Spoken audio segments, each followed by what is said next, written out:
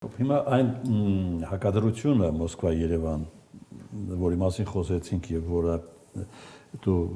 նկարագրեցիր, օգնեց իշ գործողին թե ընդդիմությանը։ Դե գործողին փաստ էր, այսինքն այն վարքագիծը Եթե օգնել է գործողին, ընդդիմությանը խանգարել է։ Խանգարել է, այո, օրինակ եթե ինչին էր պետք Պուտինի հայտարարել։ Բայց Մոսկվայից ասում են պրոռուսական ուժերին ճնշում եք Երևանում։ Ահա, եւ իսկ ինչ է ասում Նիկոլ Փաշինյանը։ Նիկոլ Փաշինյանը քաղաքացիներին ասում էր,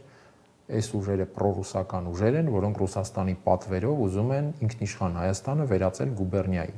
Երբ այդ ֆոնին, Փաշինյանի այդ հայտարարությունների ֆոնին Մոսկվայից ասում են՝ մի ճնշեք այդ ուժերին, Ռուսաստանի բարեկամներ եւ այլն, Փաշինյանը ասում է ընտրողներին՝ տեսնում եք, ես ասում եմ, չէ, այս մարդիկ Ռուսաստանի պատվերով եկել են ինքնիշխան Հայաստանի դեմ։ Եվ Ռուսաստանի վարքագիծը համոզիչ է դարձնում Նիկոլ Փաշինյանին էլեկտորատի մարդիկ ընդունել են այդ դերը։ Չէ, այդ մարդիկ այդ դերը չեն ընդունել, այդ մարդիկ հիմա չեն կարող քաղաքականապես նաև կաշկանդված են Ռուսաստանին ասելու դու մի խառնվի եւ այլն։ Ընդ որում ճիշտ կլիներ, եթե այդպիսի հայտարարություններ քաղաքական տեքստի տրամաբանությամբ արվեին։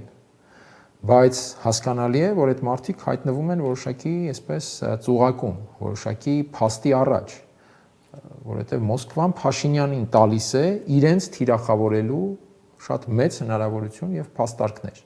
Հիմա այդտեղ հարց է առաջանում, Մոսկվան դա ինչի համար է տալիս Փաշինյանին, ինչի դիմաց է տալիս Փաշինյանին։ Երևի այն շնորհակալությունը, որ Նիկոլ Փաշինյանը հունիսի 1-ին հայտնել էր Ռուսաստանի նախագահին աջակցության համար, վերաբերում էր նաեւ դրան։